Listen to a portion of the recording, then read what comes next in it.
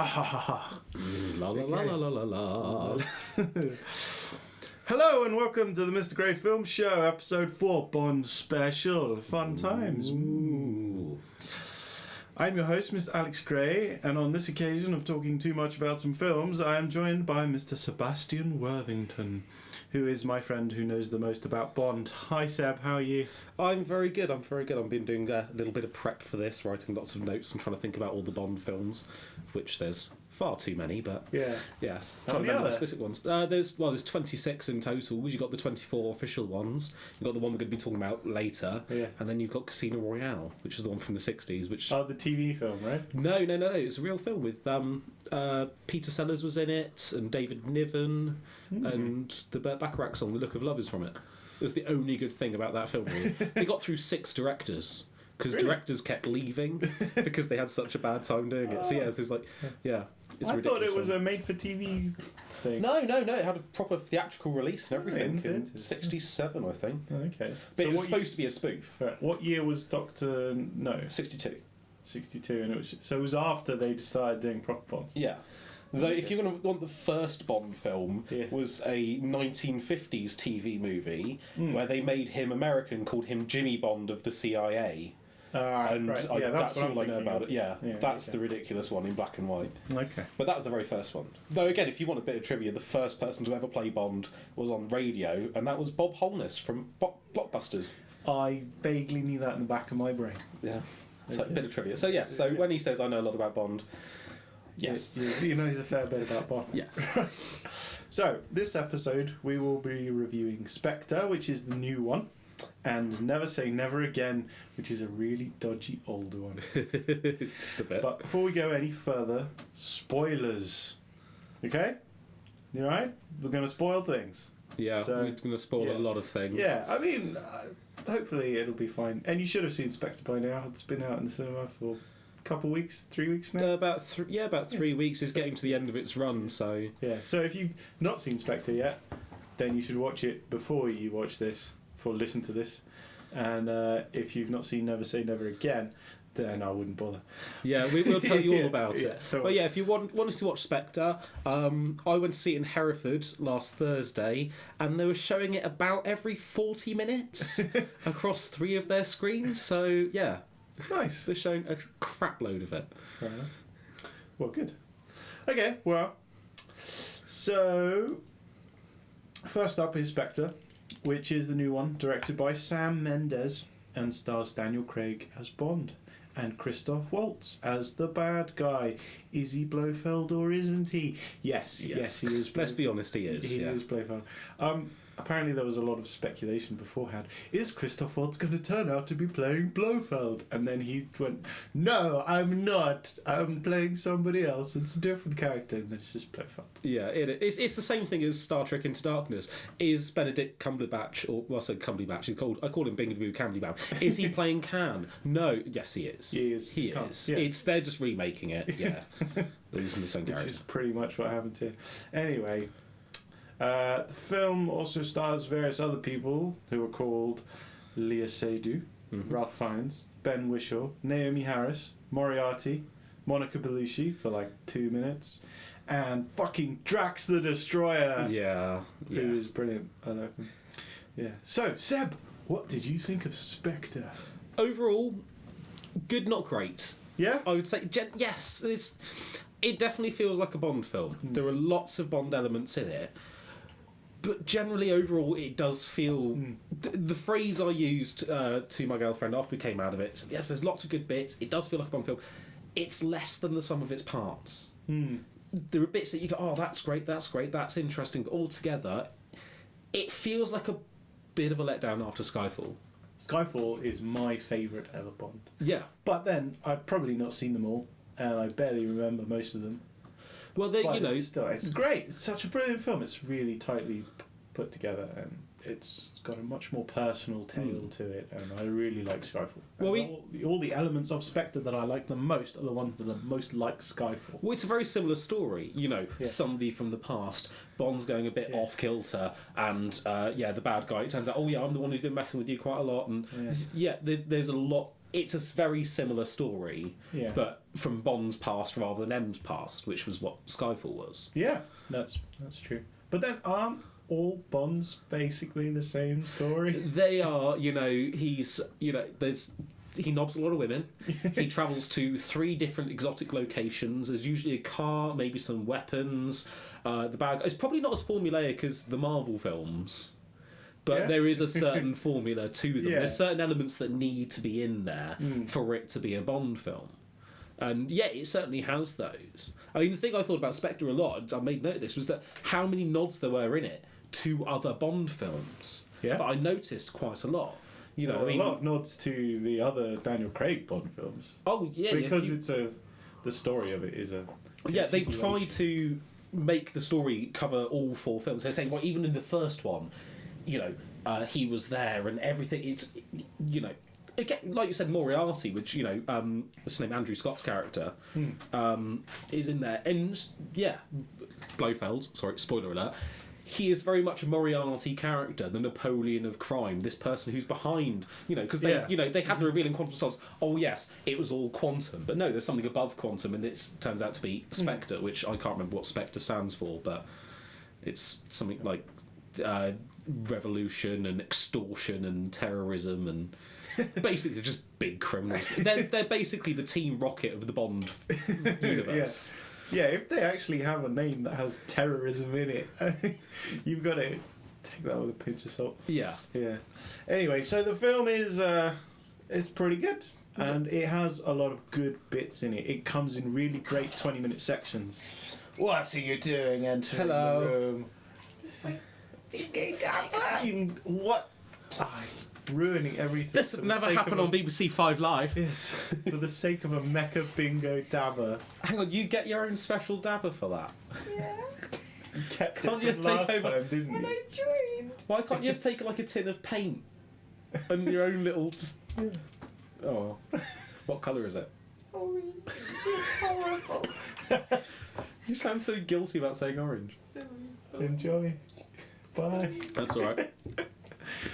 Right, yeah, so it comes in really great 20-minute sections. I really, really enjoyed the opening, which is not 20 minutes, but it's a... It's a lovely shot. I am a sucker for one long shot. I love it. Ever since Goodfellas, first time I saw Goodfellas, I thought that's captivated me. And then it even... What are you doing now? Is my bag on the back of one of your chairs? Probably not. Probably Yeah. Sorry, I saw it on the chair. I didn't mean to sit on it. It's terrible preparation. That's going to be fun editing that. And go, oh, that's when that happened. No, I'll just leave it in. Yeah, fair enough. Why not? But yeah, I am a sucker for one long shot. Goodfellas, first instance, loved that. And then, oddly, the next one that caught my eye was really terrible film, War of the Worlds. It has this I bit haven't where seen that for years. Yeah, where Tom Cruise is driving this... it's a car. It's a specific type of car, but it's a minivan. That's what type of car it is, and he's driving it through destruction and alien invasion, and it's all one long shot, and it goes like really close to him, and then it's much further away, and it's obviously there's a lot of trickery in there, but to me that's still impressive. I was mentally impressed with Birdman from last year. I haven't seen Birdman. Oh, the whole thing is one long shot. Apparently, it was actually filmed entirely in 4 shots, which in itself, people were saying, oh, it's not really one long shot, it's actually in 4 shots. And that's still amazing. Yeah, 4 shots in a, hour and a half, 2 hour film. Yeah, crazy. I mean, my favourite long shots are in Children of Men. Oh, I don't remember those. Well, there's the one where they're driving through the forest and then they get attacked. I think, and they're spitting the ball between them, and that's a hell of a long shot. And the other one where they're fighting in Bexhill, in fucking Brighton. There's all these walls and stuff, and and when he finds the baby, and he's going down through the building with the baby, and all the soldiers stop fighting because they hear this baby's cry, which they've not heard in like 30 years. Yeah, and that's a huge long shot. Again, Alfonso Cuarón, who obviously did well this year with Gravity. Yeah. So long shots done well always really draw you in, and that one does. It's the way the camera sort of swoops and leads and follows it, because Bond's there, he's in a crowd, it's the Day of the Dead in Mexico, and so you've got lots of people wearing death masks, and you see a bloke sort of long shot over a street, and you see this bloke in a white suit and death mask walking along, and it's sort of it's looking at him and it tracks him, then goes down to Bond with some woman on his arm, because it's Bond, he's got a woman on his arm, and follows him into a hotel, and turns out he's tracking him, and then he's with this woman and he goes into her hotel room, and then she gets on the bed rather expectant of some Bondy fun times, and then he just climbs out the window saying, "I'll be right back." And then he goes and listens to a conversation and assassin. Yeah, because they're being terroristy. Yeah, they're all threatening to blow up a stadium full of people and whatnot. Yeah, which considering the events of Friday, is rather prescient or a bit wrong, but well, with the times we live in, you can't make a film with explosions in without it being. It has to be, but obviously it was made far beyond what happened on Friday, which was absolutely. So there's a very large explosion and an entire building sort of crumbles in, and he's involved in that, and then he's chasing this guy through the festivities. But before that, though, we get our first instance of this being a bit more of a comedy film than the others, where he's in the building and he's hanging onto a thing, and the floor falls, and he's going to fall really far, and then he lands on a sofa and he's sat down, and he just adjusts his tie or adjusts his sleeves or whatever he does. And this just seems to be a bit more of a. There's a lot more comedy in this one than in the others. Yeah, I guess Skyfall in particular was pretty dark and emotional and gritty. Yeah, and he did. Yeah, there are a few flourishes like that. But it's in Skyfall. It's more his interactions with Moneypenny before you knew she was Moneypenny. Is she Moneypenny and she's not? Yes, she is. Yes, she is. And also his little interactions with Q, which you get a lot more of that in this film. Yeah, and they're nice little bits. It's what I call Cumour. Q. They really ramped up how nerdy Q was this time. Oh yeah. But I like it. It makes me feel better about myself. So so he's chasing this bloke through the streets. Through this huge, Day of the Dead, loads of people, and then the bloke calls in a helicopter, and James Bond manages to get to the helicopter, and then there's a big helicopter fight. Yeah, they have a nice punch up in the helicopter. James Bond kicks the man. He steals his special ring off of the man's finger, and then kicks him out the helicopter. Punches the pilot unconscious and manages to not crash the helicopter just in time. Yeah. I think the whole helicopter scene went on a bit much. It went on a bit much, and also it's a bit unbelievable because with physics you can't turn a helicopter upside down like that, because the whole point of the rotors is that it gives uplift. If you turn upside down, it doesn't work. So I thought that, and I do remember thinking, well, that wouldn't happen in my best nerdy voice. But actually, I think you'll find that physics will not allow you. But I mean, it was a fun sequence, and again, that was the first element of this film that. It was like, oh, here's a nod to another Bond film, because it's very much like the opening of Fioros Only from 1981, where Bond is on a helicopter that Blofeld in a wheelchair is controlling and trying to kill James Bond. He's on the helicopter, just going all around, and he's almost falling off and not, and then he takes control of the helicopter, and he, in that opening sequence, he can take control of the helicopter, picks up Blofeld in his wheelchair and drops him down a chimney, and that's the opening sequence. But that was the first bit where I felt, oh, here's a nod to other Bond films, and there's a lot more of those, which when we get to them I'll say that was that Bond film. But generally a good opening sequence, a little bit. I really liked the opening, and it made me think this is going to be what did you think of the theme tune though? The Sam Smith. Oh, I thought it was fine. Yeah. Why did you not I thought it was a bit too whiny. It didn't need to. I don't really know who Sam Smith is, I'll be perfectly honest. I've heard of him. That didn't need to be that high pitched. It sounded a bit forced. It didn't have a. Well, Skyfall's a really nice classic Bond theme. The other Bond themes like that, Chris Cornell, Alicia Keys and Jack White. Skyfall I really like, but this one I just. Yeah, I really didn't like the song. The title sequence with all the flashes, it shows the Schiffer and it shows Dominic Green and it shows what's his name, Silver, and shows Bond. It's setting up the fact that this is connected to all the others. Yeah, I really enjoyed it, and the whole octopus over the. It was a bit tentacly. Oh yeah, a little bit rude. Bit tentacly. Yeah. But overall, it was a good opening sequence. The images of it were. The song was, I could take it or leave it, really. I wasn't so offended by it, though. Yeah, I just no. No. As going back to like Bond again, we're saying like elements of Bond. A Bond theme is an important part of the film. It's what the song's like. If you think of stuff like Live and Let Die, and how great a song that is. Or, That is a brilliant or again, Thunderball. Again, we're kind of coming on to later. You know, with Tom Jones. That's a great Bond song. You know, the brass and the pomp of it, and this just felt a little bit weak to me. No, But yeah. yeah, I'm sure there's some people out there who like Sam Smith, and both of them are happy to disagree with me. Oh, I'm pretty sure a lot of people like Sam Smith. He's very Is he in? he's a very rich young man, I think. Oh, is he? Yeah. Oh, Or so I'm at just least bitter, really. Whoever owns his contract is a very rich young man. I think he came out of X Factor or something like that. So Oh, he's one of you those. know, Simon, what's his face, is a very rich man. But the high trousers. Yes. Oh, everything's wrong with that one. Yeah. That's a whole other podcast. That's a whole other thing. So, Right. we So got yeah. the, So after the opening sequence, quick run through of generally what happens next. M shouts at Bond. Yeah, he gets told off for blowing up a building in Mexico, so he gets grounded by M. Then he meets Q, and Q is very, very nerdy. He ramps up the nerdiness this time around. Then he steals a car that he says, "Oh, I was going to give you this lovely car, but then you blew up that building in Mexico, and I'm going to give it to 009 instead." So of course he just steals that car. Yeah. There's a nice little bit where he's like, "Oh, yeah, I'm going to give you this watch instead." Yeah. He's like, Oh, yeah. "Does it do anything?" Well, it tells the time. Yeah. Again, humour. Yeah, Cuba. I love it. It's good. good. It's that watch is a nice bit of product placement for Omega. Yeah, you can tell that shot lingered just a couple of beats longer than it needed. Oh, they to. always do. It's Yeah. it's the modern Bond films have promoted Sony and Omega and Aston Martin and some other things as well. Yeah. So then he takes the car that he just stole, drives it to Italy, nobs Monica Bellucci. A grieving widow. Well, she's not really grieving, No, is she? she doesn't But really give a shit. She's scared for her own life. Then he gets a bit close to her. He sort of saves her life. But she says, "You've only saved my life for 5 minutes. More assassins would come." yeah. And then he's like, "Well, Yeah. if I've got 5 minutes, I can do it twice." Well, he doesn't say that. Yeah, but but he that's the means- kind of yeah. feeling. Yeah. Then he offers to save Monica Bellucci by saying, "Why don't you call my friend Felix?" Felix isn't in the film, and Monica Bellucci isn't in the film again after that point. Yeah, after they say she's a Bond girl, she's not really. Not really. But yeah, so then he goes to a big board meeting. Then a brilliant scene.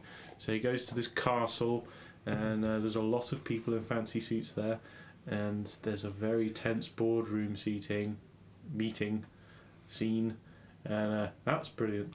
It's Yeah. it's, Like, it it's really interesting to set- see. Again, this is like when I was saying, like a Quantum or Spectre, the crime bit of it. You know, you get the sense that all these people are doing crime in their own countries, and But then, as soon as Christoph Waltz enters, which you don't even see his face, but you know it's him, and he sits down, and there's a sudden tension over everybody, and everybody's very intimidated by Christoph Waltz, and you think that's pretty fucking cool, actually. And his face is in shadow the whole time. It's like, this is awesome. And he only speaks to people in whispers. You can't even hear him whispering. You just see the person. Their head comes close to his, and then they have this period of recognition, and then they say something dramatic. that's a nice indication of power. The way you showed this Yeah. man has power. He doesn't even need to speak loud. Yeah. It's a nice way of doing it. Yeah. And then, the introduction of Drax the Destroyer in that scene. Well, his character name's Mr. Hinks, though they never say that in the film. No, but he got a name, and he gets one word in the whole film. He never says anything. He only has one word, which I think he kind of said, because if you don't say anything in a film, then your rights to get money off of future sales of the film are significantly diminished. You can be in you can be in the entirety of the film, but if you don't have a single line, if you don't say anything, then you get way less money. And not just in your upfront payment, but things like if the film gets then put on TV, everybody gets a little piece of money. Everyone gets a check in the mail. And if they But make if you said nothing throughout the film, you get nothing. Really? So I'm thinking Drax the Destroyer's one line, which is just the word shit, Yeah. which was really badly delivered, is in there just so he can get his money. Which Yeah. is fair enough. I mean, the guy put in a really good performance. So Yeah, and I would really like a Mr. Hinks little action figure yeah, I want him to be the new Jaws. with his little thumb blades that Yeah. he digs into a man's eye. 'Cause That's Yeah. what he does in that scene. You know, there's like, oh, is anyone going to challenge somebody to sort out the Pale King, who you find out who he is later, and he just comes in, grabs this bloke's head, shoves his thumbs in his eyes, like Game of Thrones, and then just Yeah. breaks his neck and Yeah. goes, and doesn't even say anything. He just literally sits in his chair, and that's enough to demonstrate that, yeah, I'll take care of it. Yeah, okay. And to be fair, he does a good job of trying to get things done. When he does appear later on in the film and he's on the ball. Yeah, he's there going for it. He's the classic Bond henchman. And that's the next thing I was going to say is another nod to Bond. He is Jaws, he is Oddjob, he's maybe not, the bloke with the weird arm in Live and Let Die, but he's, he's above those. Yeah. Above him, but he's with those. Again, a classic henchman. Yeah, he's good. And he's got something weird about him, which is his little silver, very sharp. But you never see them again. thumbnail. He never uses those ever No, again. only that one time. You want to see him like he's almost about to get Bond in the eyes. Yeah. But then something. Or maybe he's got them spring-loaded, he just presses his knuckle on. Damn, I missed. Yeah. So in that scene, Bond is in the wings of this big board meeting thing, and everyone's being super evil, talking about their nefarious activities, and he's listening in, and then suddenly Christoph Waltz turns to him and says, "Cuckoo," which is I know you're here, James. Welcome, James. And then suddenly James Bond runs away. He jumps out of a window and gets into his car. Yeah, and then the most boring car chase. It was just driving. Yeah. It wasn't like it did anything interesting with the. I'm going to drive for you. I think the most interesting thing he did is he was driving and put in a call to Moneypenny. Yeah. And asked her to search out some stuff.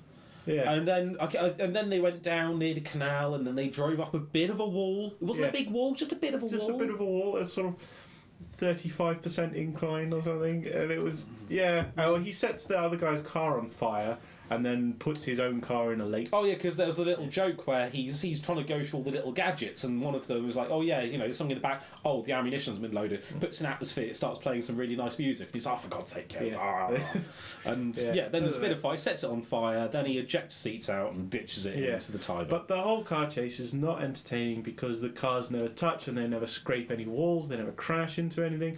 They're just driving in a very precise way, and it's kind of like saying these cars are too beautiful to actually get into a serious chase where the people are trying to kill each other. Yeah, you can ditch them in the river, but you can't touch them. Yeah, one of the best car chases in any films, I think, is the first Bourne film, where he's driving a shitty Mini. He's driving it around Paris, and he's crashing it all over the place. He's skidding it, and it's crashing into other cars, and police are all over the place. They're flying, and it's the shittest car ever, but it's the most entertaining car chase. That's it. You want sort of cars bashing. You want them hitting and doing things. It's the same as the other film Ronin from the mid-90s.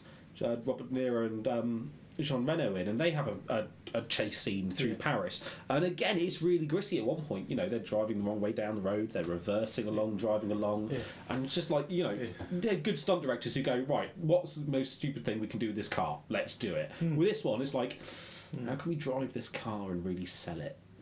How can we make people want to buy a DB10?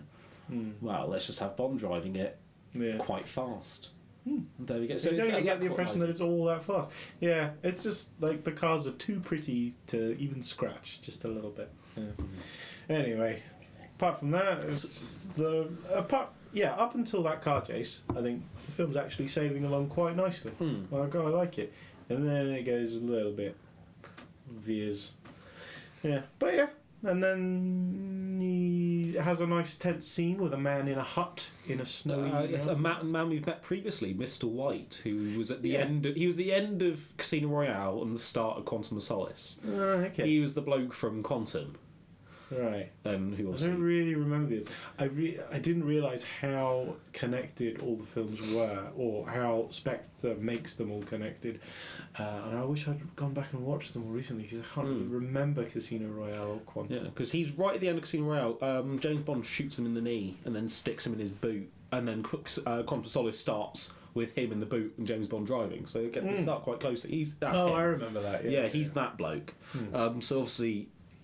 Yeah, he's the Pale King who they talk about, who obviously fell out with Christoph Waltz's character and thought, I'm going to go into hiding. And it turns out he's gone into hiding in the middle of nowhere in this hut in the snow to protect his daughter. But then he's got cancer as well. He's had vermin or some radioactive substance put in his in his mobile phone. See, I thought he said Valium when I first watched it. I was like, yeah, he's just full of Valium. So I'm just feeling fine. I'm feeling quite nice about stuff. He looked probably like a little bit sleepy, but that's not going to help he you, was dying of cancer. And he's the next link in the chain of James Bond trying to find out what the hell's going on. Yeah.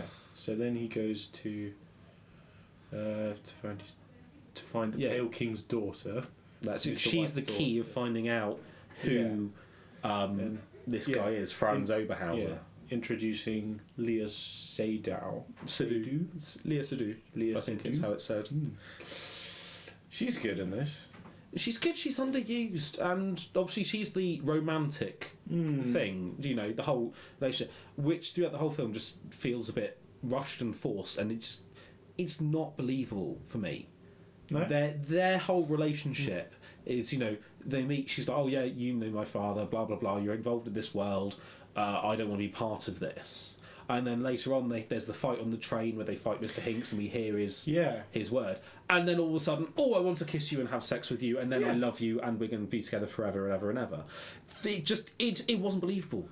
No, it seemed rushed and forced. It seemed strange that they would get into that massive fight, and I kind of get that Bond would want to have a nice nobbing after having killed a man. Yeah, and he's. You know, that's Bond's character, but it wasn't her character to necessarily just, I'll just sleep with this guy now. Fine. Yeah. I and just be in love with him and want to be with him forever. It was literally inches from death moments ago. Let's go have sex in our private carriage. Also, they caused massive destruction to that train, and nobody cared. Nobody came knocking on the door. Excuse me, you just wrecked the entire dining carriage, kitchen, and...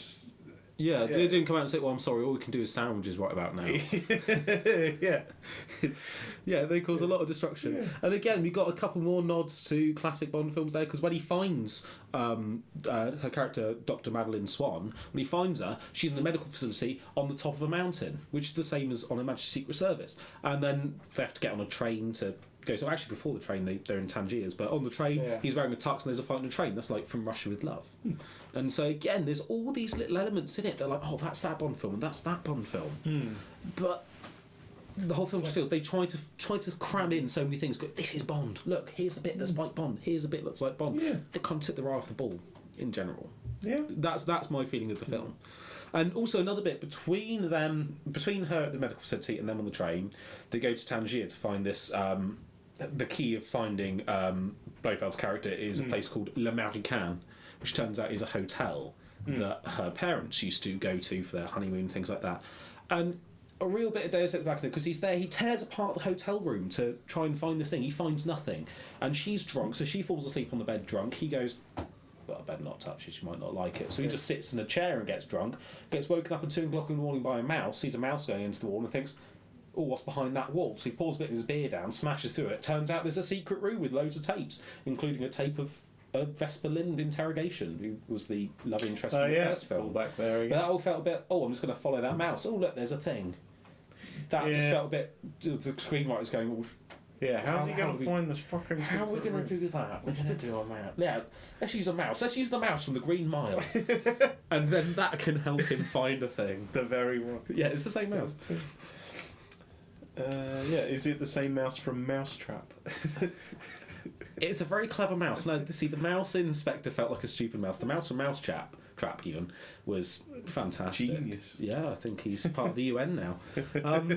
So they go from Tangier, find the thing, then they find a map where Franz Oberhauser / Blofeld might be. So that's where they jump on the train, and then they have the fight on the train. Yeah. We get rid of Mr. Hinks, he says shit, and then he gets his money. I'd say the fight on the train, excellent. That was a good fight. That was a good fisty, hard fight. And I think that's what modern, not even modern spy films, modern action films do really well. It's quite hard-hitting fights, rather than the... Yeah. It feels gritty. I think that's something Bourne has given to modern action films. Yeah, it definitely owes a lot to Bourne. And, but it feels intense. It's really good. You really feel that if these two guys were in a fight if they were in the ring, Bond would get his ass handed to him. Oh, of course he would, yes. Yeah, but they're not. They're in an environment which has a rope which is connected to a chain which Bond And barrels, connects to don't forget the barrels. Yeah, he throws some kegs out the side and then they suddenly start going. As soon as you saw the rope, the camera focuses on the rope for about half a second. You just go, oh, that's how he's going to die. Because it goes around his neck and then it gets pulled out. And, Yeah. And then But overall, very good fight. And good henchman, bad guy. yeah, good silent henchman, because they don't always need to be talking all the time, No. you know, having that. So, I'm yeah. glad he got his one word shit. Yes. But, yeah. His sudden realisation. Kegs are falling out the train. I have a rope around my neck. Shit. A plus B. Just let me work out the. Yeah, if that was cute, you'd be right. I'm just going to do the. Do the maths here. Oh, I should take the rope off my neck. That shit. Yeah, so when they get off the train and then they end up in the desert, and then they end up being taken to Christoph Waltz's hideout. Yeah, which he's is a crater in the desert. Yeah, well, it's the classic Bond villain's secret lair, and I liked his secret lair. I enjoyed that a lot. It was But really again, good. another nod to a Bond film, because it was a base in a crater, Yeah. like You Only Live Twice when Blofeld was in the volcano, Yeah. when they had all the Japanese people rappelling down. But also, the bad guy from Quantum of Solace had a base in the desert. So it's not even referencing classic Bond films. It's referencing a Bond film that was 2 films ago. It's going, oh look, that was Bond, and this is Bond as well. Yeah. But I did enjoy his secret base, though. I thought it was pretty well put together, pretty cool. And there is fantastic scene in that, the torture scene. Oh yes, the classic. Was it? Who's the Bond villain who has the laser? That's and it's going up to his Goldfinger. crutch, And they kind of make a play on that, because he's like, oh, do you expect me to talk? No, I expect you to die. Yeah. And he's like, yeah. I don't know. Yeah, they make it like a play. It sounds similar than that. I can't remember. I'd need can't to look remember the up line, but yeah, there is something. So the whole scene has that feel to it, and it's really good. What it is robotic arms with tiny, tiny drills are drilling into Bond's head at specific pressure points, which make him certainly, blind or make him forget people. And and they're certainly very painful. It's apparently getting drilled in the head. Quite painful. Yeah. Daniel Craig sort of really made me believe that getting drilled in the head, no matter how tiny and thin the drill bit, gonna hurt quite badly. To be fair, is there a place in the human body that you can't get drilled, or that you can get drilled and it doesn't hurt? I don't know.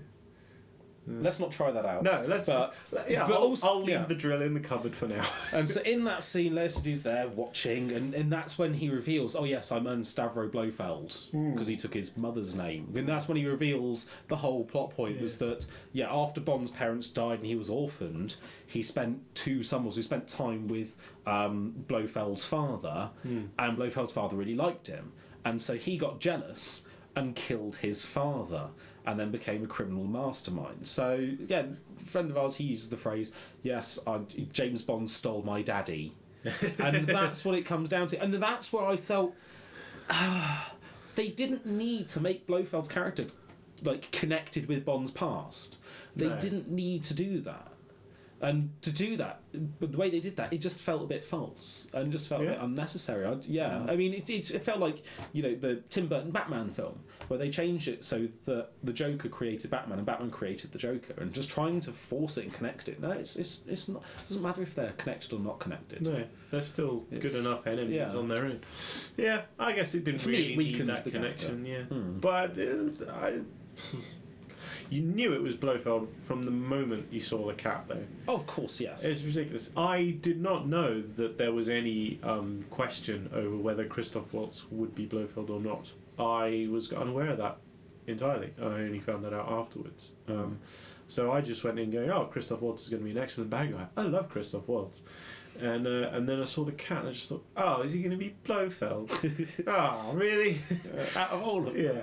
Oh, he's going to get the scar. And then James Bond blows him up with his special watch. Yeah, tells the Product time. placement. It also makes a loud sound. Yeah. That's... And then they seem to get out of the base very easily. Yeah. There's James Bond, he's shooting quite easily, and then they get to the helicopter quite easily, and they fly away quite easily, and the whole place blows up, and then you think, well, actually, still, we've got 20, 25 minutes to go. Yeah, I thought that would be the end. I thought it was all going to end there. Well, that would have been a lame ending, base. but then Absolutely. the ending that they actually have is still a little bit weak. Yeah. I mean, that ending would have been weaker than the one they had, but the one they have is just generally unsatisfying. I thought it would have been more interesting to just expand the ending of escaping the base. but then you need to get the other characters involved. It was very much just them alone in the desert. Yeah. Yeah, I guess. And also, that been really underusing Blofeld. Yeah. Oh yeah, it turns out I'm Blofeld. I'm going to talk to you. Oh no, I got exploded. Bye. Yeah. Yeah. But then, so they back in London. Christoph Waltz reappears with the scar and the milky eye. Yes, and So with his truly- henchman, the person we haven't mentioned, Andrew Scott, as C. We kind of mentioned him. Yeah. But he's basically Andrew Scott's character. He's part of the Secret Service, and he's saying the 00 program is outdated. We want to connect everyone together and put it all in computers. And it turns out Blofeld's the one who's actually been funding him, and he's on side with Blofeld. Yeah. And so he's trying to get this thing online, and they're like, "Oh crap, we have to stop him getting it online." Yeah, that's a sort of side story that they have in the background the whole time. Yeah. Of them being obsolete. Yeah, Ralph Fiennes is sort of trying to fight against it, but he's below C in power structure within the government, so he's unable to do so. But yeah, that's all happening in the background, And so it ends up with a fight because they want Q to disable it. Bond, he ends up going to the old MI6 building, the one that was bombed in Skyfall, and so he's all empty and derelict. And he goes in there, and that's where he finds Christoph Waltz again. that's all been... He's got the scar and the milky eye, and yeah, he's looking proper Blofeld. And then it gives him the choice. Oh yes, the bombs are set for 3 minutes. Are you going to go and save the girl that you like putting your penis into, or are you going to run away and regret not being able to put your penis in this girl because she's blown up? Oh, choices.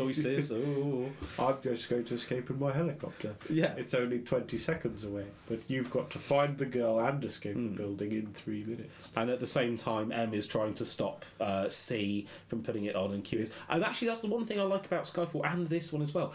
M, Ray Fiennes' character, he's more active, because they set up his character differently. The fact that he was in the military and he knows how to fight and he knows stuff, and now he's behind a desk, but he knows how to get shit done, and he knows how to fight when he needs to. Yeah, absolutely. And I like that in the character, rather than Bernard Lee's character in all the old Bond films. Oh, I'm going to be behind a desk and smoke a pipe, and you'll do this, and Yes, it was very toffery in the old days. Yeah, but it's just Bond, just go sort that out, would you? Oh, bloody hell, didn't you make a big mess of things? Oh, well, at least you got it done. Right, on to the next thing. Exactly. But yeah, the new M is much better. Yeah, I like and that is actually one of the other things I like about this film, is the dynamic between Bond and Q and M and Moneypenny, and so it said Tanner as well, Roy Kinnear's character. They all have a nice interplay, and they all seem to get on well, and they know each other, and those scenes between them are scenes that I really like. Yeah, there is genuine respect there between them all. That's nice.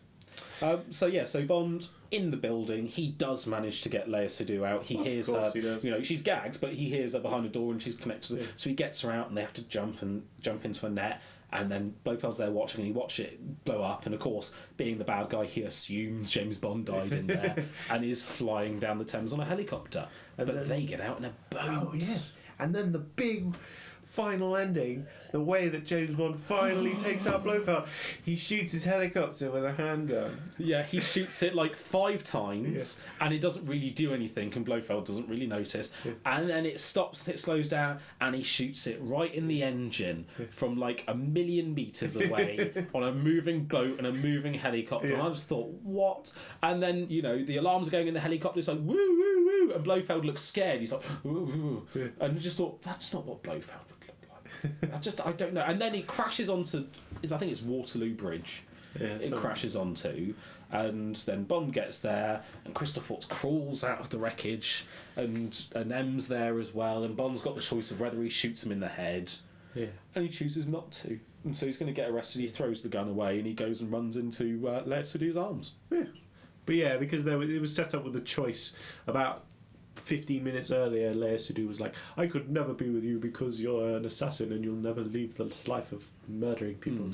I want a peaceful life. And then he lets her go, and then he makes the choice at the end, if I don't kill Blofeld, then Léa Seydoux will think that I've changed and I can go knob her in a hotel. Yeah. Which is basically why he did that, right? Whereas I imagine what's going to happen is, because they don't really know each other that well, and like I said, I didn't believe the relationship. Yeah. So I reckon 4 months down the line, he's going to be bored because he's not there assassinating people. Yeah. And she's like, I've made you an apple pie. And he's like, yeah, that's really nice. Thanks. And he's just there bored. Sure, I've got your slippers. Oh God, why did I leave? Yes. Oh, and he's just going to regret it because, yeah, like with all the Bond films, you know, he ends up with them at the end, and the next film, you never hear about them again. No. Yeah, So- she's not going to be in the next one. No. Bond girl was ever in 2 films in a row. So No, Was they it? weren't. Eva Green's character in Casino Royale kind of was, but she in a flashback in Quantum of Solace. yeah, because he's there remembering her. Yeah, there So- was a different Bond girl entirely there. But- Wasn't there? Overall, the ending was just a little bit weak. So he shoots a helicopter and he goes down. And he doesn't kill Blofeld and he runs into the woman's arms. James Bond runs into the woman's arms. She picks him up and swing. Well, she doesn't pick him up and swing him around. But that's what I imagine happens. Thinking about it now. And so he leaves Christoph Waltz alive, and so Blofeld will be the next villain. Maybe even not in the next film, but he'll make his comeback, obviously, won't he? So. But yeah, I thought a weekend. And so overall, I mean, like I said, it had elements. Like I said, it had elements like the Bond film. Overall, it was less than the sum of its parts. You know, it seemed like the screenwriters got there and thought, wouldn't it be good if we had this bit and this bit and this bit? And they thought, yeah, look, we've got all these bits. How do we tie it together? Yeah. You know, but the screenwriters, it's a bloke called Robert Logan, and then you got 2 people, Neil Purvis and Robert Wade, and they're the same people who've written all the Bond films since The World's Not Enough. So it's the same writers. Really? They wrote The World's Not Enough, Die Another Day, and they've written all the Daniel Craig I'm ones. surprised they were allowed to keep doing them after The World's Not Enough and Die Another Day. The World's Not Enough's not too bad. Die Another Day was fucking ridiculous. But yeah, so I mean, I'd give it 3.5 out of 5. Yeah, I give it 4. I think it's good. I think it has a really great opening, and the first half hour, 40 minutes are really tight, and then there's a boring car chase, and it starts to meander a bit. Goes to the secret base. Love the secret base bit, and then piss poor ending. Mm-hmm. Not even piss poor, just mediocre. It's just weak. Yeah. It could have been better. But overall, there are some really nice set pieces in it. And Sam Maiden and it was is a fun. good director. You know, he's got a lovely eye for shots. It looks beautiful. The soundtrack as well. I love the soundtrack for it. It's a bloke called Thomas Newman, who I don't know which other Bond films he's done, but he worked with Sam Mendes before. He did the soundtrack for American Beauty. He did Road to Perdition. He also did Shawshank Redemption and Finding Nemo. So he does some really nice soundtracks. And so yeah, that I really enjoyed. But overall, 3.5 out of 5. That's a 4 from me. Yeah, that'll do. Right, let's have a break. Okay. Okay, so we're back now. What's up? Oh, right, okay. The next Bond film we're going to do. So next up we have Never Say Never Again. Yeah, now I wanted to choose this one because I thought, well, I knew I was going to do the podcast with Alex, and I thought, if we're going to keep it Bondy, there's not many other spy films out. You'd already done Rogue Nation with Pete, and I thought, well, actually, if it's a Bond one, let's do a Bond film that probably a lot of people don't know about, or if they do know about, they go, oh, it's that one. But it's more of an interesting Bond film because it's not really a Bond film, and it's just very odd. Its place in the Bond canon is very odd, and as a film, it's quite. Well, how would you describe that? Alex? It's a bit of a mess. Yes. Yeah, it's a bit of a dodgy I think one. so. Yeah. Okay, so 1983, directed by Irvin Kershner, Yeah. director of The Empire Strikes Back. So a man who should know his stuff. Yeah, well, you say that. I mean, Empire Strikes Back is very good, but this, whether he's director for hire or whether the producers got involved in it, The poster for this film, it has a strange look to it, and I thought, what's going on with this? It's very sparse and terrible poster. And then I noticed that the title of the film, Never Say Never Again, is using the same font and sort of word art, however you meant to say that. That's fun. Yeah, fun. it looks the same as Finding Nemo. Finding Nemo is spy films. Really, I hadn't noticed that. No, really, it's the exact same font. It looks exactly the same. It's just odd. It just threw me like, what the fuck is going on here? It's Finding Nemo, and which is quite appropriate because The film has so much scuba diving in it, it's ridiculous. Oh god, yeah, they love their scuba diving. We'll get into that later. So, I mean, first of all, there's a weird background to this film, because obviously it was made in 1983, it's a Bond film starring Sean Connery, but another Bond film came out in that year as well, which had been Octopussy, starring Roger Moore, which was part of the official Bond films. Yeah, so by MGM, right? Yeah, MGM and United Artists, and produced by Albert Cubby Broccoli. And yeah, so they made the official Bond films, the ones that were licensed by Ian Fleming. This one came about, it goes back to 1958. So Ian Fleming, he'd written a few Bond films, he was thinking about turning them into a film. And so he was looking at doing scripts, and he met an Irish bloke called Kevin McClory. And so they looked at making a Bond script, not based on the books, they're going to make their own script based on Bond. They came up with 10 different script ideas. One of them was involving a plane full of celebrities and a character called Fatima Blush, which will crop up later. Yeah. So they made script outlines. Ian Fleming went off to write a book, and in the meantime, Kevin McClory brought on a bloke called Jack Whittingham, and they wrote their own script, which is basically Thunderball, and they called it Longitude 78 West.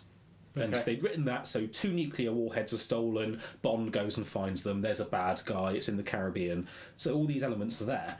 Ian Fleming comes and looks at it and goes, oh, that's pretty good, let's change the title from Longitude 78 West to Thunderball. They go, okay then. So they've all worked on these ideas. In the meantime, while it's being optioned for a script, Ian Fleming writes a novel called Thunderball based on the script.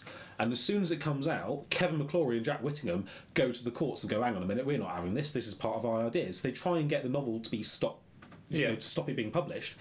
It gets published anyway, but the judge goes, oh, you can come back and fight it again, which they do.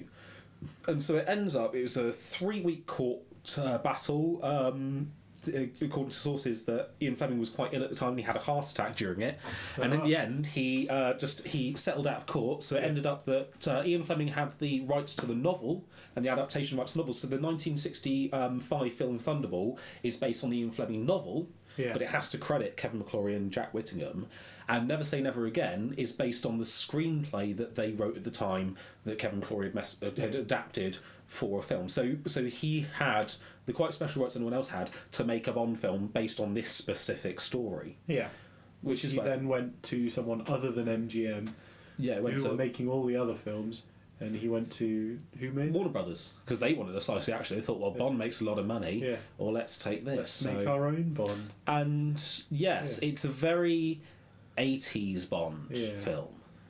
Yeah, but not in a good way. So they get Sean Connery back. Yeah. So so Sean Connery stopped doing MGM Bond films when? 71 was his last one, which was Diamonds Are Forever. 70. And then Roger Moore did Live and Let Die in 73. Okay. So Roger Moore has well and truly established himself as Bond. He's on his 6th film. Yeah. So at this point, Bond is Roger Moore now. Yeah. But Sean Connery's back making a whole other Bond with a different studio. But a story that he did, I mean, let's see, 83...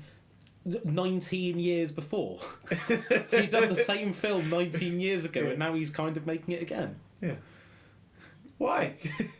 I'm going to guess that money was probably quite a big influencing factor. So you have this film, Never Say Never Again, and yeah, so it's very 80s.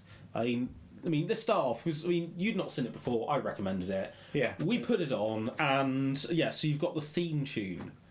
Oh, God. Okay, so the opening of the film, well, first of all, there is no classic Bond opening of the barrel. You're looking down the barrel of the gun, a man walks into frame, he turns and shoots, blood comes down. Yeah, you don't get the that. filter. Obviously, and that's missing. And you're like, what? Something's wrong. How can something so small have such a big impact? But you really feel the absence of that. And then, so that's missing, and you're like already on the back foot. Oh, I don't like this. And then you're in a jungle. It's like, okay, we're in a jungle now, and here's Sean Connery. But what's this music? And it's like slow jazz, and it's really like nice and romantic and idyllic. And I just think, what was it you said? The music makes. It makes me want to drink a pina colada. Yeah. I just want a cocktail that's quite colourful and maybe with an umbrella. And it's not a Bond. I want to be doing something relaxing right now. And it's Never Say Never Again. But it's got a nice refrain. It's got never say never again. Never, never say never again. And that gets stuck in your head. But it just doesn't suit because he's obviously doing a mission. So he's climbing up things. He throws a special frisbee that distracts the soldiers. He uses a blowpipe. Yeah. And then he slides down a telephone wire. Yeah, which definitely would not have supported his weight.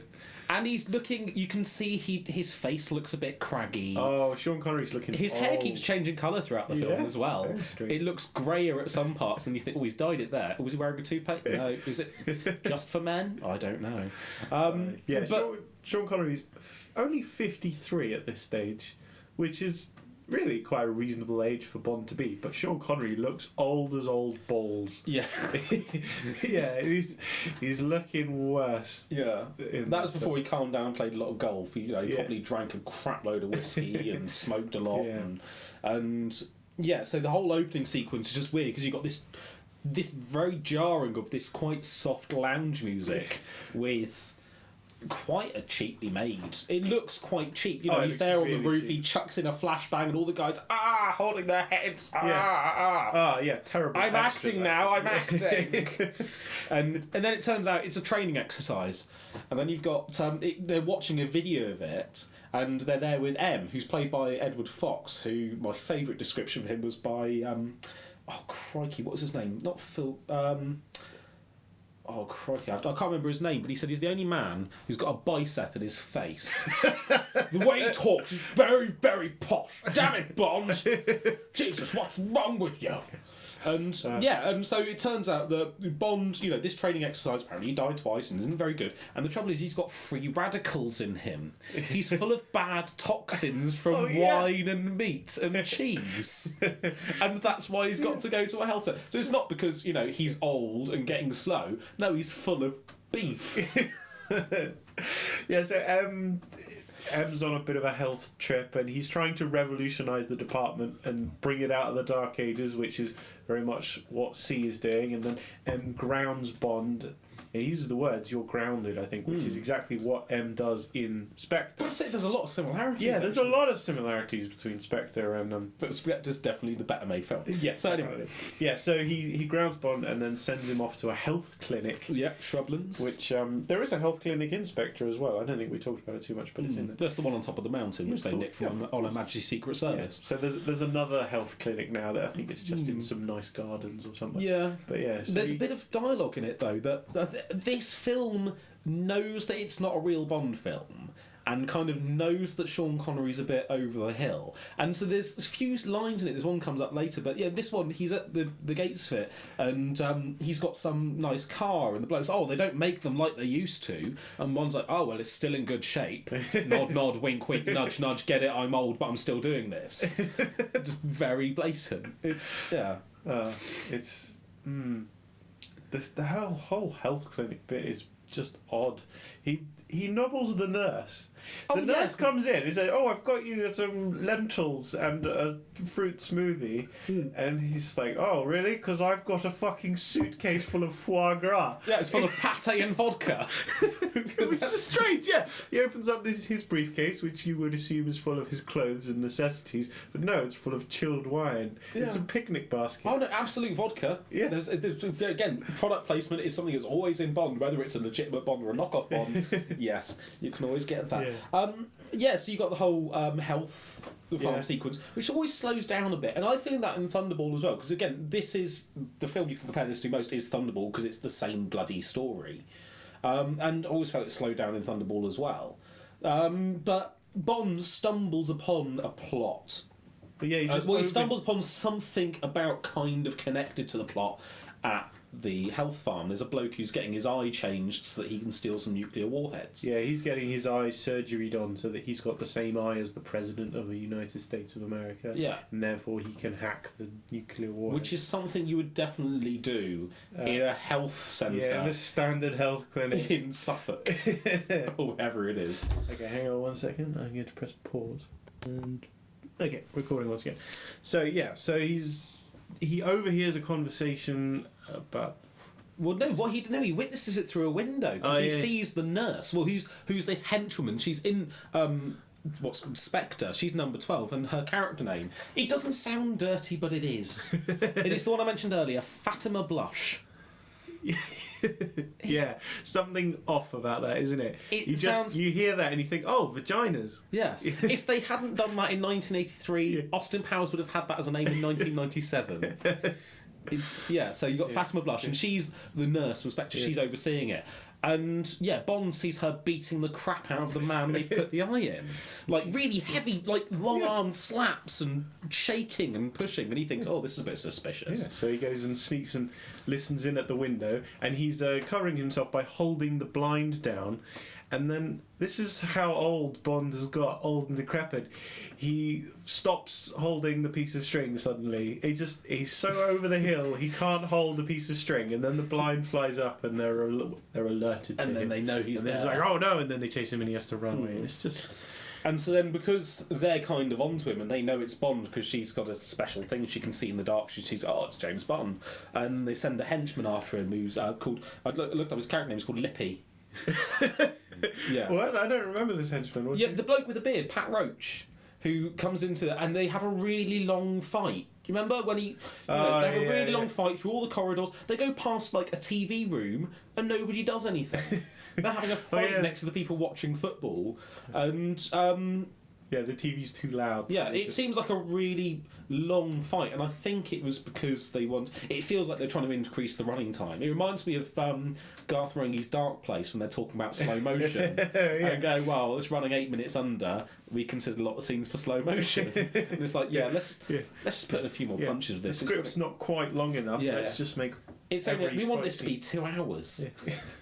Let's throw a few more punches. But so they end up in a room, and Bond throws his urine sample at the man, and then he backs into a cabinet and gets loads of glass in him and dies. Yeah. He gets killed by a measuring beaker to the spine. Yes. Which is quite a way to go. It's quite unique. Yeah. That is a brilliant bit where he throws the pee at him. Yeah. Because earlier it was seeded, somebody asked Bond for a urine sample, and then he's in this room and this man is much bigger than him, definitely able to beat the shit out of him. What can I do? Oh, I'll just throw random jars at him. So he picks up a beaker of something, throws it in the man's face. And he's like, he's clutching his face. Going, I thought it was acid. So you must assume, oh no, acid in my face. And then he ends up killing himself by backing into a measuring beaker into the spine. And then Bond looks at the beaker and there's a label on it that says urine sample. Yeah. And he's just like, to be fair, if it's going to be Bond's urine, it's probably going to be at least 80% proof. If you drank it, it's you would not drink and he shits pure foie gras. So then it goes from that. So we've established a bit about Bond. And so far, Bond's not really done much. And throughout the whole film, it doesn't feel like a Bond. It doesn't feel like James Bond. It just feels like, Sean Connery on holiday, or just a man who does stuff. He's not really that much of a spy. No, he's definitely not a spy in this. He's a bumbling man. Yeah, it's Mr. Bean's holiday. So then you got the hacking bit. So the bloke they put the eye in, he's there at the base, and they're going to do like a test thing with some dummy warheads, and this is where he uses his eye to be the president's eye and change it to real nuclear warheads, which he does in a very 80s hacking scene. There's a lot of plugging in and out and bleep blooping. Oh yeah, he puts in a card with a wire and he puts that into the computer, then he gets out 2 crocodile clips and puts those directly onto the circuit boards, and then I'm hacking it now. Yeah, with crocodile clips. Yeah, that's how computers worked in the 80s, man. It wasn't all that complicated. Yeah, I suppose, yeah. It's just...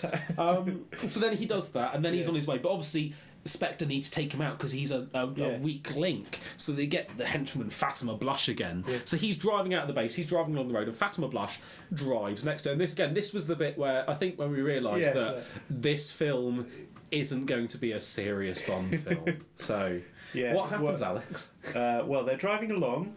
Now, what could she have done to kill this man? She has his complete trust. So she could have said, stop the car, I need to talk to you, and then shot him. She could have shot the car whilst they're moving, shot tyres of the car, shot him in the face. She could have thrown a bomb on the car, have planted a bomb on the car earlier, have done any number of things to kill this man in a sensible way. But no, what she does is say, look over there, Then he looks over there. Then she grabs a large snake and throws it through his car window into his lap. He then obviously freaks out. Oh, a snake! Ramps the car. Don't forget he ramps the car. There's a convenient ramp that he goes up and into a wall. Yeah. So he's unconscious in the car. Fatima Blush then walks over to the car quite calmly, retrieves her precious snake, apologises to it, plants a bomb in the car, drives away and detonates the bomb. Now, what part of that is sensible or makes any sense whatsoever? Yeah. See, in Thunderball, the way they did that is the character who's essentially Fatima Blush's character in Thunderball, she's on a motorbike with guns in the front and she shoots the shit out of the car and it crashes and explodes. Okay. Now that's a Bond way of doing it. Yeah. A Bond villain would have a bike with guns in it. Yeah, it's completely over the top, but it's still vaguely believable. Yes. Rather than look over there, a snake. It's unique. I've never seen that in any other film, so I'll give it that. Then there's a scene where they skip to Spectre and there's Blofeld.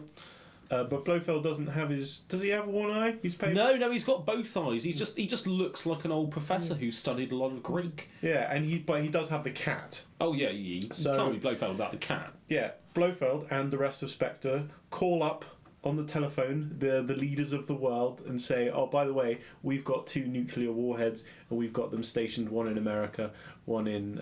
somewhere else. Saudi Arabia, I think, yeah. Near some oil fields, things that you need. We've got nuclear weapons all about, and if you don't do what we say, we're gonna detonate them and fuck up your shit. But the whole time, the camera is focused on his chest and his torso, and not his head, because he doesn't want to show who he is. But he's holding a cat. So it really looks like the cat is holding the leaders of the free world to ransom with nuclear warheads. And you just think, what the fuck is going on? Yeah, it is. Yeah, just weird. It's like the cat is holding them to ransom, like Mr. Bigglesworth, or the from Cats and Dogs or something. It doesn't make it. I'm Blofeld. I'm the head of this. Yeah. This secret organisation. Yeah. Blofeld's barely in it. Yeah, no, he's in it in probably 2 or 3 scenes. Yeah. So that doesn't pretty much. Yeah. So then after that, we get introduced to the other main bad guy of it, who's called Maximilian Largo, who is played by. I wrote this name down. Klaus Maria Brandauer. Yeah. Brandauer. Klaus Maria Brandauer. Yeah. I don't know whether he's Italian. I think he's supposed to be Italian. He's awful. He looks like an Italian pornographer.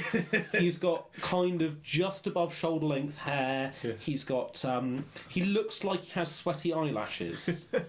And yeah, so we get introduced. He's on his boat and he goes down to his secret room and he hears some music. So he turns on this music, which is dance music, and he looks through his secret window, or the secret mirror window, at Kim Basinger's character. Because yes, Kim Basinger's in this, obviously, because it was early in her career before she married Alec Baldwin.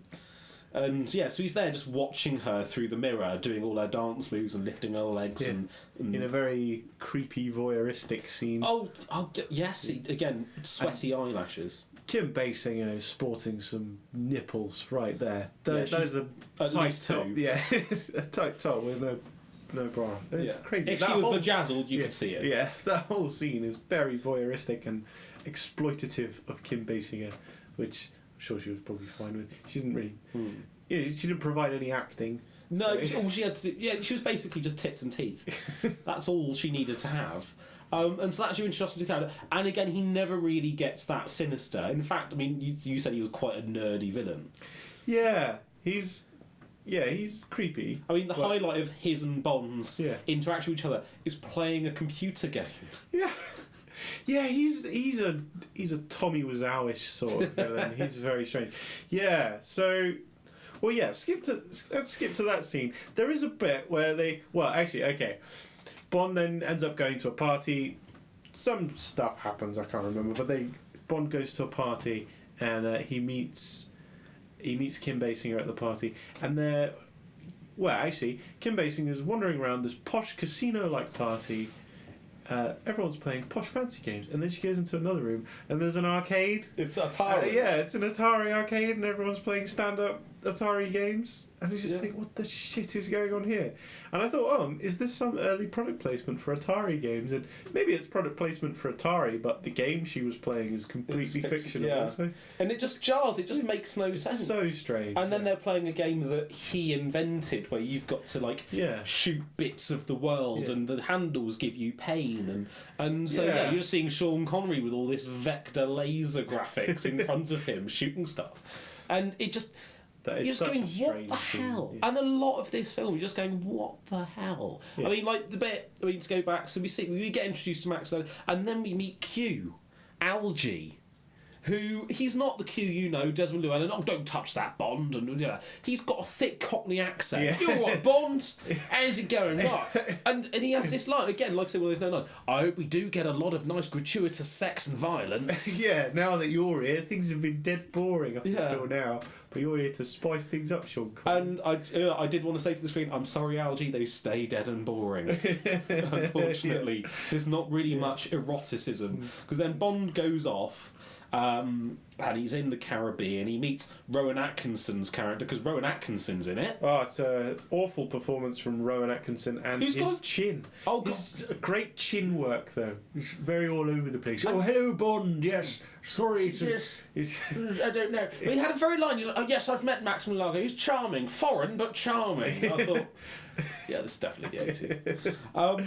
And then after that, he actually meets Fatima Blush, and then they have their sex scene. So this is the... Oh, yeah. Is this the second or this third is the woman he's knobbed? second knobbing of the film. This is the second one. So, so she pretends she doesn't know him. She's water skiing. She goes, oh, come with me. We'll go and do some diving. And then they're basically... It's a weird scene, because they're kissing and rutting in a doorway. And it's got this, like... this porn jazz soundtrack. Yeah. Well, she invites him to go scuba diving. That's it, yeah. And then, so they undress in order to put on their wetsuits. But, well, before we put on our wetsuits, why don't we have some rumpy-pumpy? They have sex in this weird fucking scene. And it cuts between images of fish and then them in a doorway, so you see their shoulders and they're kissing, and then it goes back to the fish, and then you see them going romantic around. smooth jazz playing. And then that music stays. They're scuba diving. They're scuba diving. So they're like, okay, well, and they're romantically scuba diving, I guess.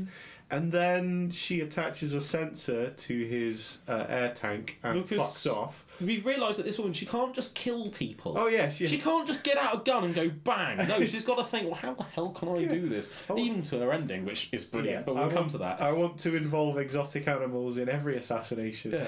So she uses radio-controlled sharks. Of course. Yes, you would. Sharks, they have little radio receivers on their fins, and then they hone in on the device that she's put on his air tank. So then he's being chased by sharks. But for the first, say, 15 seconds of the bit where he's being chased by sharks, the smooth jazz continues until he sort of realises, oh shit, I might die here. And then it does get a bit tense. But that transition of smooth jazz, they're having sex, smooth jazz. It's the 80s, makes sense. They're scuba diving, smooth jazz. It's the same music as the previous scene. This is a bit weird. Now it's a scene where he's being hunted by sharks. They should have changed the music by now. They never changed the music. I mean, the only time they use non-jazz music is 16 minutes from the end. But anyway, he managed to escape the sharks because he's James Bond. Yeah. Apparently, nothing he's ever done is sold this to us. There were loads of sharks, 5 or 6. Yeah, you get away from all of them. There's not a problem for him. Yeah. So then. Let's see. So he finds a way of meeting Kim Basinger's character when she's on shore leave. So he becomes a masseuse, a masseur even because he's male. But yeah, so he's there. She goes into some exotic, baths and things like that, and she's there. And so he pretends he's a masseur and he's there chatting to her and holds up and he has a good look at her bum and her body, and she's there rubbing her around. And he's not a spy. It's no espionage. It's just perversion. Yeah, it's a really pervy. I think it's technically assault. And then he leaves, and then she comes in and goes, "Where's the other guy? What other guy?" Yeah. But then when she meets him later, apparently it's all fine. She didn't mind because then they end up. So they play the computer games, as we've said, and Bond wins, and he's going to write him a cheque for like $267,000, and he's like, "No, I just want to dance with Domino, with your lady." Yeah. And then they have a really weird dance number, where he tells her while they're dancing that her brother's dead, who was the guy who had the snake in the car and the bomb and all that. Yeah, she's sister of the Air Force. It's real tactful a Bond, you know. Oh, yeah. Let's tango and, you know. Yeah. Oh, by the way, your brother's dead. It's just such a... Yeah. And the thing is, there's lots of elements of this film that are just ridiculous. Yeah, let's have a dance, tell your brother's dead. Let's have a bike chase, and then, when it ends, so he gets caught, there's a bike chase, obviously, you know, there's got to be a chase, it's a Bond film, and he ends up getting cornered by Fatima Blush, who, her costumes have been generally ridiculous throughout the film, but this is where she's gone for the full pirate look. Remember, she's got the big trousers, she's got the big puffy pants and on, puffy shirt, and she's holding a gun. I mean, I've got a note here that she just looks like she's got an insane massive vagina. It's the only way I can describe her. Would you say that's wrong? No, you get that feeling throughout. Yeah, so she's proved herself insane, and then I think the most insane she can say, what I think this is Bond's cornered, he hasn't got that many gadgets. His only gadget he's got is one that Algie has given him earlier, which is a pen with a rocket in it. And so the writers are thinking, Jesus, how can we get Bond to use this pen? How do we do that? How do they do that, Alex? Well, okay, I'll let you describe this. Right. Yeah, so he's cornered. He's definitely going to get shot to death. But no, Fatima Blush then goes, oh, she somehow mentions that you were the best sex I ever had. No, I was the best sex you ever had. Admit it. And then he says, well, maybe I had better. This one girl in such and such a place. And he's like, no! And then she's so angry about the idea that he's had better that she finds a piece of paper, which I think is from a cement bag, because they're in some kind of derelict building site, and then she throws him that, and then she assumes he has a pen, which luckily he does, and she says, right, you will write on this paper, I declare that the greatest rapture ever afforded to me was by Fatima Blush on a boat off the coast of wherever Nassau, yeah. Signed James Bond 007. And then he's like, oh, okay, I'll totally write that down with my pen. Oh, by the way, it shoots you and you die. And then she explodes. And leaves her shoes. Yeah. Her shoes are left. Yeah, it's seeded, actually, that the pen might not work very well because Felix, earlier in the film, mentions, oh, I had one of those pens once. It blew up right in my face. It was a real pain in the fucking ass. And so the tension of the scene is actually, will the pen work or not? So it flies off, and it impales her, and she looks down and goes, ha ha ha, I'm still alive. And then it starts burning with flame, and she explodes, an enormous explosion. And she's all over the place, but there's no blood or guts or anything. There's just literally smoke and her shoes. Yeah, it is one of the better deaths of any Bond villain. Oh yeah, it's up there with Kananga from Live and Let Die, who gets inflated and floats to the ceiling and explodes. And then after that, they end up in North Africa, and again, you're just thinking, what the hell is this happening? It just jumps and jumps and jumps. There's no logic to it. There's no consistency. Yeah, somebody is selling Kim Basinger to. That's it. So you got a tied to terrorists on horses with AK-47s. Yeah, because you know they're terrorists because they're on horses and got AK-47s. Yeah, of course, and they're wearing turbans. Yeah. So Bond then steals Kim Basinger. Rides her off on a horse, they're riding around the fort, but they can't escape. Oh, and then they're cornered. Oh no, what are we going to do? Oh, we'll ride the horse off the fort, which is really tall. It's like 100-meter drop, and there's a very good moment where you see, obviously it's green screened, and Sean Connery's face is there like, and then the plot just... Yeah. Oh, we actually paused it so we could see Sean Connery's. Oh, it's bloody brilliant. You know, that's probably his sex face.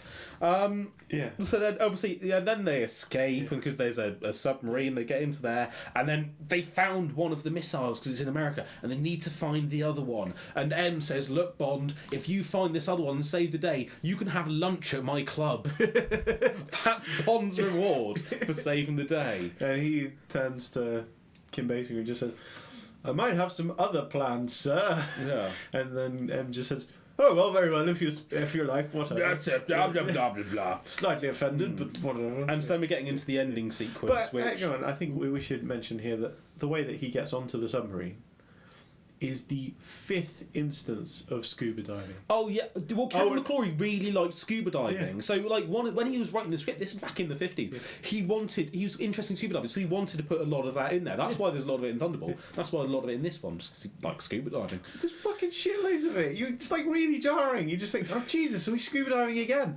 And scuba diving scene, okay, you can have one in a film, it works. But during a scuba diving scene, you can't have dialogue. Therefore, they're very quiet.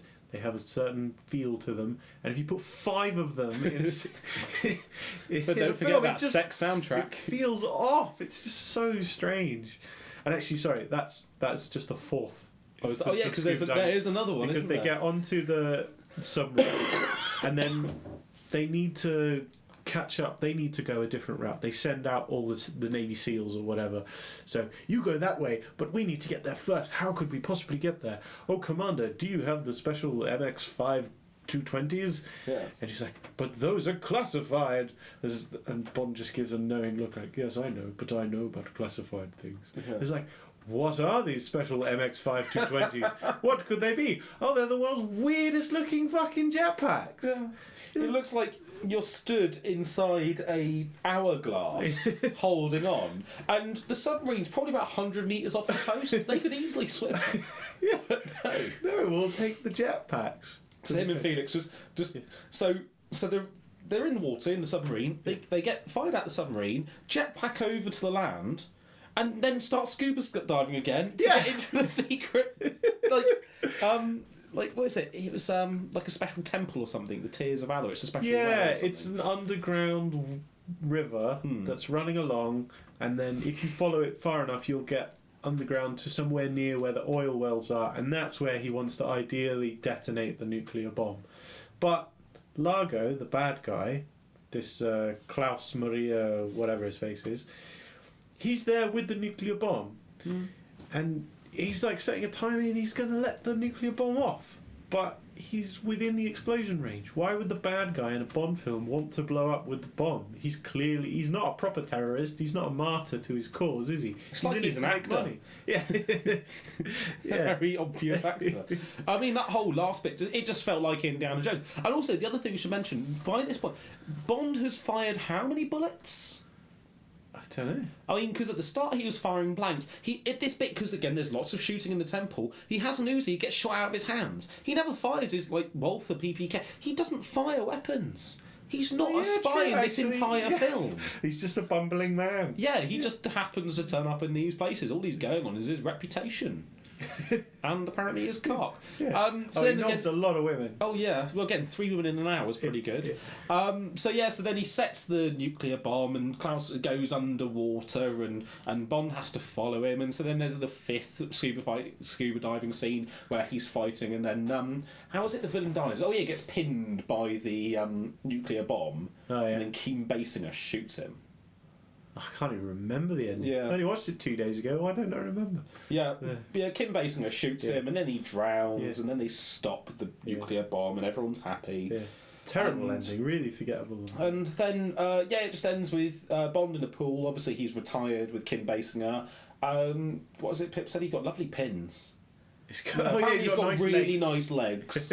Yeah, at this point. And then Rowan Atkinson turns up and goes, "Oh, we need you back." And he's like, "Oh, yeah, screw you." Yeah. And then he winks at the camera, and then you get the theme tune again. And it's a ridiculous film. I mean, we've made it sound ridiculous, obviously, because we've taken bits out of context. But it is genuinely that ridiculous.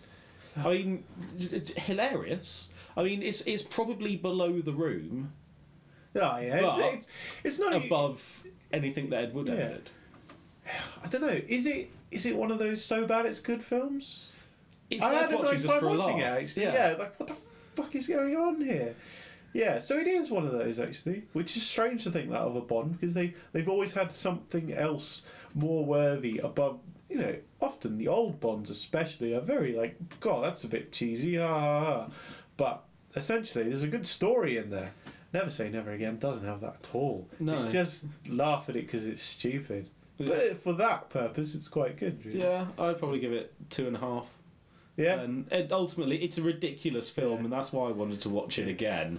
And as a Bond film, it doesn't really count as a Bond film. No. But yeah. Madness. Yeah, I go for about 2. Yeah. But watch it if you can and just laugh your ass off at it. Yeah. It's it just doesn't make sense. No. No. But that's fine. Not everything So has to. out of those two, I'd probably choose Spectre. Oh, definitely. Over Never Say Never If you're Again. thinking about, I really like to watch a Bond, don't watch Never Say Never Again. Go watch Spectre, it's much better. Yeah. Well, there you go, that about wraps it up. Yeah. So, thank you very much for doing this with me, sir. Thank you for having me It and was a letting me pleasure. ramble on No worries. and talk a load of nonsense. It's brilliant. Right, well, there we go. The end. Goodbye.